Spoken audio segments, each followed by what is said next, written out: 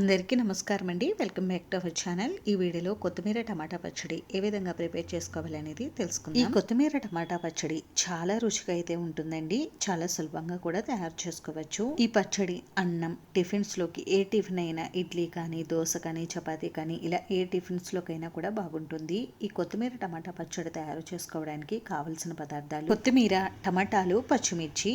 ఈ పచ్చడిని ప్రిపేర్ చేసుకోవడానికి ఒక పెద్ద సైజు కొత్తిమీర కట్టను అయితే తీసుకోండి. అలాగే ఒక 1/2 kg వరకు మీరు టమాటాలను కూడా తీసుకోవాలి. బాగా ముగ్గిన పండిన టమాటాలు తీసుకుంటే పచ్చడి చాలా టేస్టీగా, కలర్ఫుల్ గా అయితే కనిపిస్తుందండి. అలాగే ఒక 15 నుండి 20 వరకు పచ్చిమిర్చిని కూడా తీసుకోండి. వీటిని 2-3 సార్లు వాటర్ లో వాష్ చేసుకోండి. మనం కొత్తిమీరని కట్ చేసే ముందే వాష్ చేసుకోవాలి. ఇలా వాష్ చేసుకున్న తర్వాత వీటిని మీకు నచ్చిన విధంగా అయితే కట్ చేసుకోండి. టమాటాని మీడియం సైజ్ పీసెస్ వచ్చే విధంగా కట్ చేసుకుంటే సరిపోతుందండి. వీటన్నిటిని కూడా కట్ చేసుకుని ఏదైనా ఒక ప్లేట్ లో పెట్టుకుని పక్కన పెట్టుకోండి. ఇప్పుడు స్టవ్ వెలిగించుకుని ఒక వెడల్పుగా ఉండే ప్యానాన్ని పెట్టుకుని 1 టీ స్పూన్ వరకు ఆయిల్ ని వేసి ఇప్పుడు ఇందులోకి ఒక 2-3 టేబుల్ స్పూన్ల వరకు మినపప్పు వేసుకుని వేయించుకోండి. మినపప్పు దోరగా వేగేలా వేయించుకోండి. మనం ఈ పచ్చడిలో ఇలా మినపప్పు వేయించుకుని పచ్చడి చేసుకుంటే మనకి పచ్చడి టేస్ట్ చాలా బాగుంటుందండి. నేను ఇక్కడ పట్టు ఉన్న మినపప్పే తీసుకున్నానండి. మీరు మినపగుళ్ళను కూడా తీసుకోవచ్చు. ఈ విధంగా మనకి మినపప్పు బాగా వేగిన తర్వాత ఇప్పుడు ఈ మినపప్పుని ఏదైనా మిక్సర్ జార్ లోకి ట్రాన్స్ఫర్ చేసుకోండి. ఆ తర్వాత మళ్ళీ ఇంకో టీ స్పూన్ వరకు ఆయిల్ వేసి మనం ముందుగా క్లీన్ చేసి పెట్టుకున్న పచ్చిమిర్చిని కూడా వేసుకుని వేయించుకోవాలి. మనం డైరెక్ట్ గా ఇలా పచ్చిమిర్చిని కట్ చేయకుండా వేసినప్పుడు ఇవి మనకి పేలుతాయండి. అందుకని మనం మూత అయితే పెట్టుకోవాలి. మనం పచ్చిమిర్చిని ముక్కలుగా కట్ చేసుకుని అయినా వేయించుకోవచ్చు. ఇలా పచ్చిమిర్చి వేగిన తర్వాత వీటిని కూడా మిక్సర్ జార్లోకి ట్రాన్స్ఫర్ చేసుకోవాలి. కొత్తిమీర వేయించుకోవడానికి సరిపడా ఆయిల్ వేసుకుని కొత్తిమీరను కూడా వేయించుకోవాలండి. ఇలా ఒక 2-3 నిమిషాలు మనం కొత్తిమీరని వేయించుకుంటే మనకి కొత్తిమీర సాఫ్ట్ గా అవుతుంది. అప్పుడు కొత్తిమీరని కూడా మిక్సర్ జార్లోకి ట్రాన్స్ఫర్ చేసుకోవాలి. ఇప్పుడు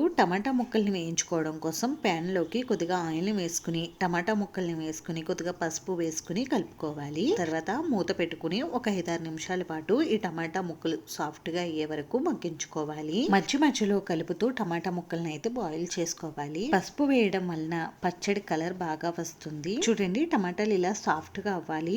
ఇలా అవుతే సరిపోతుందండి. మరీ దగ్గర పడవలసిన అవసరం లేదు. ఇప్పుడు స్టవ్ ఆఫ్ చేసేసుకుని దీనిని పూర్తిగా చల్లారనివ్వాలి. పూర్తిగా చల్లారిన తర్వాత ఈ టమాటా పేస్ట్ ను కూడా మిక్సర్ జార్ లోకి యాడ్ చేసుకోవాలి.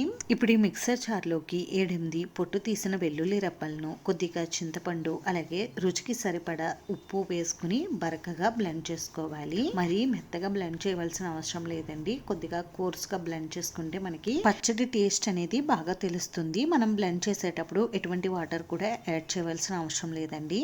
ఇప్పుడు ఈ పచ్చడికి పోపుని అయితే సిద్ధం చేసుకోవాలి. మళ్ళీ స్టవ్ వెలిగించి ప్యాన్ పెట్టుకుని 1 టేబుల్ స్పూన్ వరకు ఆయిల్ వేసుకుని 1 టేబుల్ స్పూన్ వరకు పోపు దినుసులు అయితే వేసుకోవాలి. కొద్దిగా శనగపప్పు, మినపప్పు, జీలకర్ర, ఆవాలు, 2 ఎండుమిర్చి, ఇంకా కొద్దిగా కరివేపాకు వేసుకుని బాగా వేయించుకోవాలి. ఇలా బాగా వేగిన తర్వాత స్టవ్ ఆఫ్ చేసుకుని ఈ పోపు దినుసుల్ని పచ్చడిలో వేసుకుని బాగా కలుపుకుంటే మనకి కొత్తిమీర టమాటా పచ్చడి అయితే రెడీ అయిపోతుంది.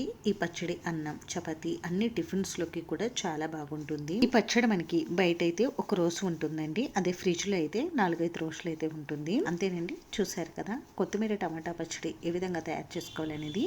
ఒకసారి మీరు కూడా ట్రై చేయండి. మీకు ఎలా వచ్చిందో నాకు కామెంట్ చేయండి. ఈ వీడియో మీకు నచ్చితే ప్లీజ్ లైక్ చేసి, షేర్ చేసి, సబ్స్క్రైబ్ చేసుకోండి. Thanks for watching.